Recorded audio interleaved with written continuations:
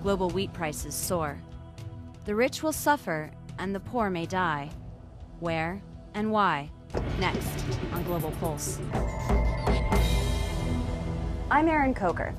Today on Global Pulse, we look at how these broadcasters covered the global wheat crisis. Let's start in the U.S. ABC News focused on the cost of pastries. Just a few weeks ago, these 50-pound bags of flour cost $15. Today, they're $40. We have no choice. We're going to have to raise prices. It's not only Americans paying more, as El Salvador's Hechos, Germany's Deutsche Welle, and Chile's Teletrece report. Bread is the most popular product in Chile. We are the 5th highest consumer nation, and every price increase affects the whole country. The price for a kilo of bread will soon rise by 10 cents. Other baked goods could also follow suit. According to bakers, wheat prices have increased tremendously. 2 years ago, they paid $21 for 100 pounds of flour. Now, they pay $45. Even noodle lovers are feeling the pinch, according to the BBC and Korea's KBS. Korean people consume 3.6 million servings of ramen per year. Due to higher wheat prices, Korean ramen lovers are eating expensive ramen now. Today, some Italians have given up their national dish in protest at the sudden jump in prices. In Egypt and Pakistan, high wheat prices are a potential political problem, according to South Asian Newsline and Al Jazeera English. Bread is a major part of the Egyptian diet. Riots have broken out in provinces around the country. Bread at the heart of the issue. Here at Al-Manshia Al-Kubra, it's still a fight to get hold of a few loaves. In a country where 20% of the population live below the line of poverty, bread is all they eat. That's why bread has become a matter of national security in this country. Black marketing and illegal stocking are on the rise, but the government is indifferent to the issue. Government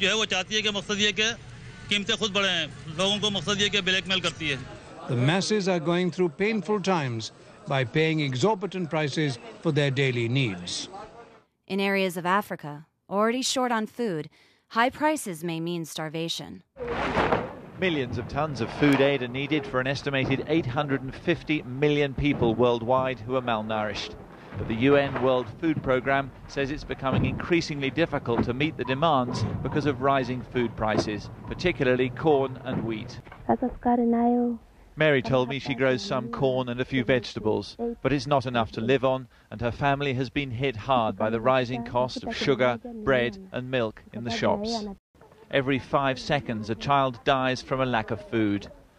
The skyrocketing price of wheat has many causes. Demand for alternative energy has farmers planting less wheat and more corn, the key ingredient of ethanol. Add the growing appetite for wheat from developing countries, and the supply is strained.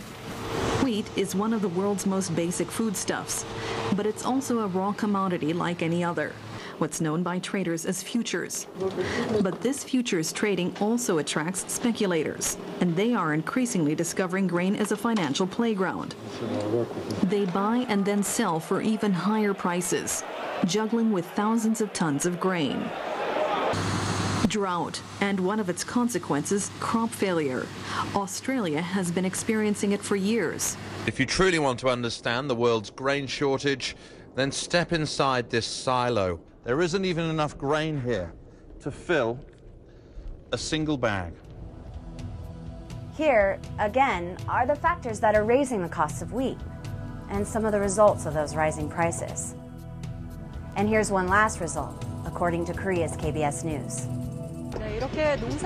Higher grain prices link to higher food prices. It's called agflation, the combination of agriculture and inflation.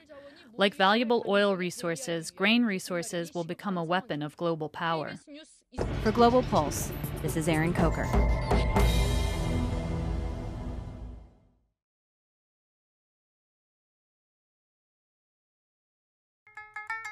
This program is brought to you by Link TV for educational and non-commercial use only.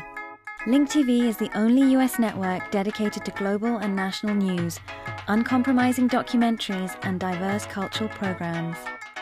Programs which connect you to the world.